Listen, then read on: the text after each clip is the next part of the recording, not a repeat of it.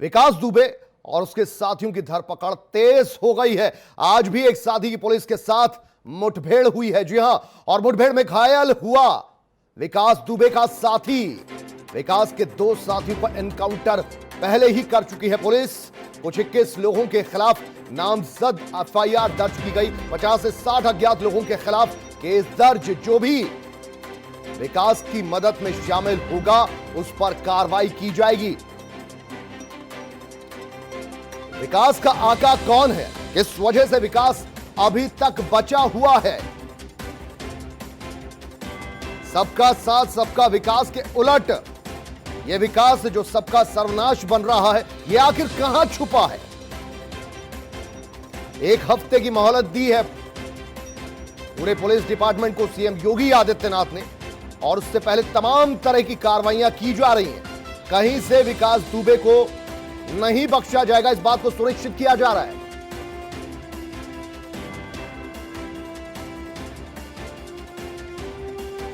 चलिए, क्या कुछ कहना है आईजी मोहित अग्रवाल का, वो आपको सुनवाते हैं।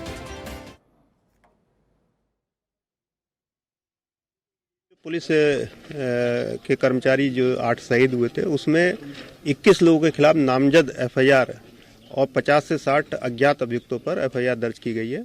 21 लोग हम लोगों ने आइडेंटिफाई किए। इसमें से 2 जो अपराधी थे उनको पुलिस मुठभेड़ में मार गिराया गया है। पुलिस से लूटा हुआ एक असला भी उनसे बरामद हुआ है। एक अभियुक्त को आज पुलिस मुठभेड़ में वो घायल हुआ है, उसको गिरफ्तार किया गया है। शेष जो अभियुक्त हैं उनके ऊपर इनाम घोषित करके उनके गिरफ्तारी के प्रयास किए जा रहे हैं। चलिए, इस वक्त हमारे साथ कौशलेंद्र प्रताप सिंह हैं, एसओ हैं बिठूर से, और ये भी घायल हुए थे। इलाज इनका और उपचार इनका भी चल रहा था। बहुत स्वागत है आपका कौशलेंद्र प्रताप सिंह R9 टीवी पर। तो उनसे जुड़ने की कोशिश करेंगे।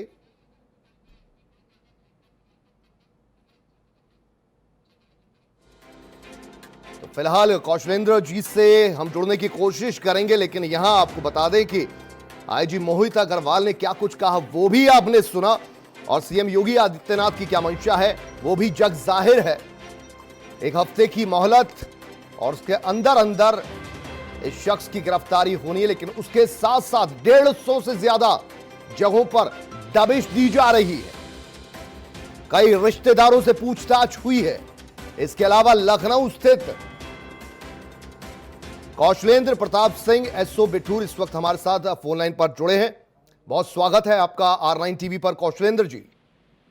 धन्यवाद जी कौशलेंद्र जी, बस सवाल यही जो सबके मन में गूंज रहा है, सबके दिमाग में इस वक्त, कि विकास दुबे कहां छुपा हो सकता है, उसको किसका संरक्षण हासिल है, यह आपसे समझना चाहेंगे। हाँ, बिल्कुल मैं समझ रहा हूँ, लेकिन इस समय तो कहना ये कोई नहीं कह सकता है कि कहाँ पे छिपा होगा, क्योंकि इस समय उसको ये अच्छी तरह से पता है कि यूपी पुलिस क्या, बल्कि पूरा मुझे लगता है हमारे आसपास के राज्यों की पुलिस भी उसको जिस सरगर्मी से तलाश रही है, उसे ये कहीं ना कहीं पूरी तरह से उसे अपनी जान का भय है, क्योंकि जो उसने काम किया हुआ है वो काम के प्रति किसी की भी ये इच्छा नहीं है कि उसने जरा सा भी ठीक किया हुआ है। हर व्यक्ति के मन में उसके लिए जो है इस समय बहुत नफरत पैदा हो चुकी है। तो वो जानता है कि उसके साथ जरूर कोई अनहोनी हो सकती है, इसलिए अपने आप को पूरी तरह से वो हाइड किया हुआ है जहां पर भी है।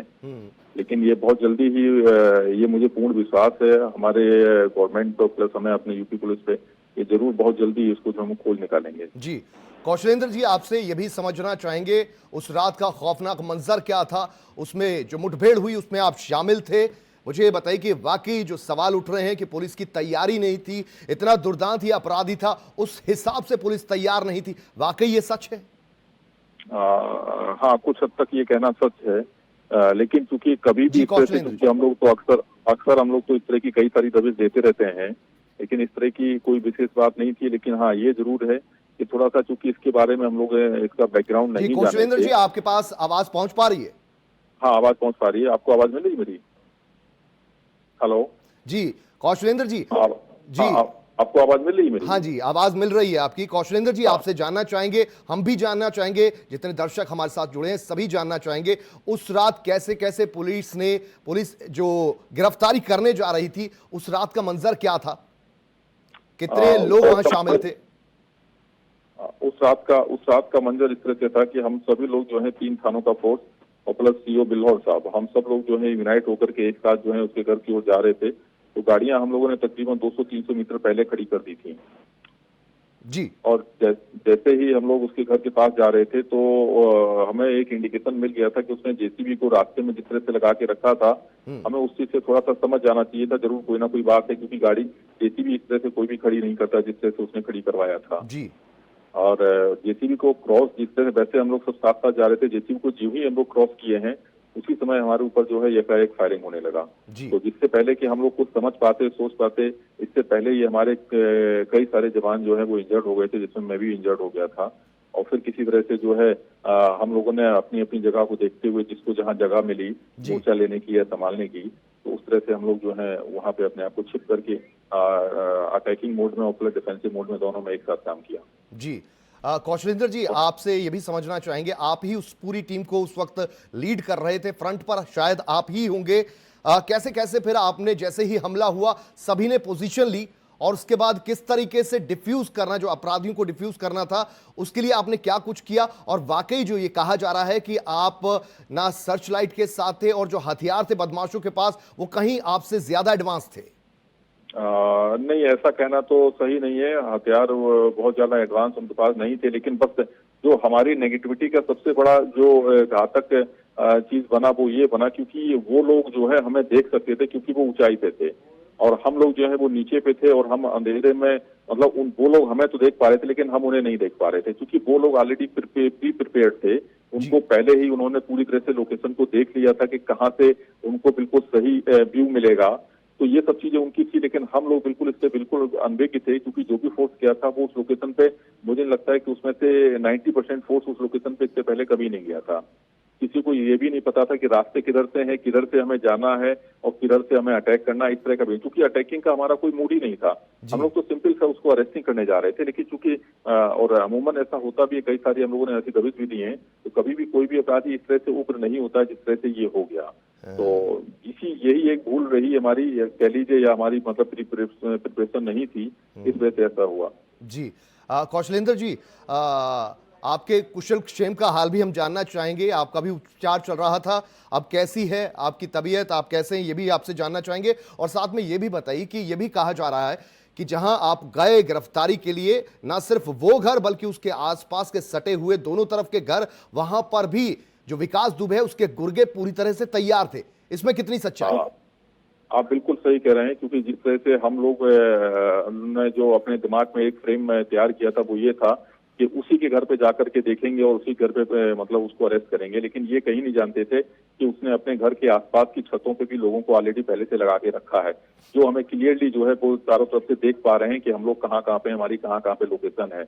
इस तरह से जब हम लोग पहुंचे हैं तो हमारे ऊपर जो है वो चौतरफा फायर हुआ, और चूंकि इतने सारे लोग थे कि हर छत पे मुझे लगता है 4-5 लोग रहे होंगे, तो 4-5 लोग रहे तो 20-22 लोग रहेंगे, तो 20-22 लोग जब एक साथ फायर करेंगे तो फिर हम लोग को समझने का वैसे भी मतलब मौका नहीं मिल पाएगा। तो जिसको जहां जगह मिली, जो जहां पे छिप सकता था या जो जहां से अटैकिंग मोड में आ सकता था, उस तरह से आया। फायरिंग हमारे तरफ से भी हुई है, लेकिन चूंकि हमारे तरफ से फायरिंग जो हुई है उसमें रिजल्ट इसलिए नहीं मिल पाया क्योंकि अंधेरा था। हमारे तरफ से जो फायरिंग चल रही थी वो बिल्कुल मतलब कोई निशाना लेकर के नहीं हो पा रहा था, क्योंकि कोई हमें टारगेट दिख ही नहीं रहा था जी। और उसी दौरान जो है चूंकि मैं जिस दीवार की आड़ में था, मेरे साथ में हमारे 2 कांस्टेबल हमारे साथ ही आ गए थे। तो क्योंकि उन्होंने मुझे बताया, उसमें से एक अजय सेंगर है, उसने मुझे बताया कि सर मुझे गोली लग गई है, क्योंकि उसके बाद में उसने ये भी बताया कि गोली जो लगी है वो उसके पेट में गोली लगी है। क्योंकि बाई प्रोफेशन में इस जॉब में आने के पहले मैं डॉक्टर भी था, तो मुझे ये अंदाजा था कि पेट में गोली जो है वो सीरियस है। तो उसको फिर मुझे उसकी लाइफ की इंजरी को देखते हुए और उसकी इंजरी को देखते हुए मुझे उसकी लाइफ सेविंग को करते हुए तब मुझे लगा कि नहीं, इसको जो है यहाँ से थोड़ा सा सेफली इसको यहाँ से निकालना भी है।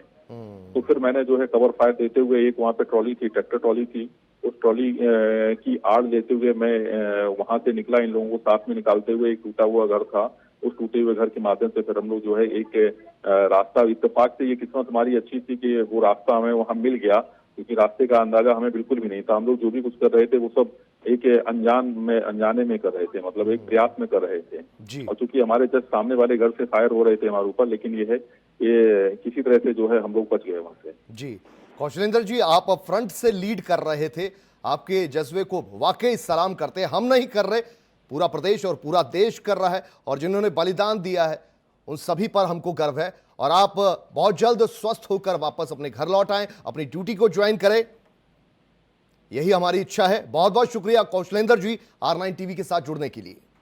Thank you.